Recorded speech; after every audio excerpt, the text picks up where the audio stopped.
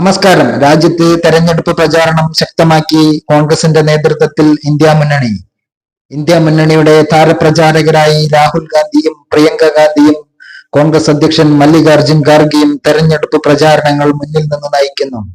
നിയമസഭാ തെരഞ്ഞെടുപ്പുകളിലെ തിരിച്ചടികൾ ഉൾക്കൊണ്ടുകൊണ്ട് രാജസ്ഥാനിലും മധ്യപ്രദേശിലും ഛത്തീസ്ഗഡ് പോലുള്ള ഉത്തരേന്ത്യൻ സംസ്ഥാനങ്ങളിൽ പഴുതടിച്ചുള്ള പ്രചാരണ പ്രവർത്തനങ്ങളാണ് കോൺഗ്രസ് നടത്തുന്നത്.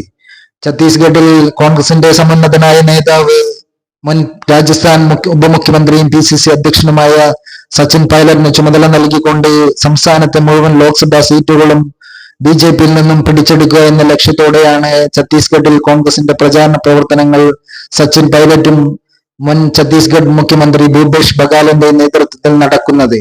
അതുപോലെ തന്നെ രാജസ്ഥാനിൽ കോൺഗ്രസ് അധ്യക്ഷൻ മല്ലികാർജുൻ ഖാർഗെ നേരിട്ടെത്തിക്കൊണ്ട് തെരഞ്ഞെടുപ്പ് പ്രചാരണ പ്രവർത്തനങ്ങൾക്ക് നേതൃത്വം നൽകുന്നു.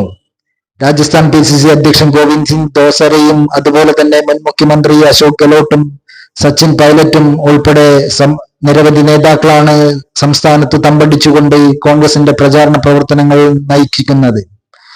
മധ്യപ്രദേശിൽ കോൺഗ്രസിന്റെ പുതിയ അധ്യക്ഷൻ ജിത്തു പട്വാരിയുടെ നേതൃത്വത്തിൽ സംസ്ഥാനത്തെ മുഴുവൻ ലോക്സഭാ സീറ്റുകളും ശക്തമായ രീതിയിലുള്ള പോരാട്ടം നടത്താൻ ഒരുങ്ങുകയാണ് ജിത്തു പട്വാരിയുടെ നേതൃത്വത്തിൽ മധ്യപ്രദേശിൽ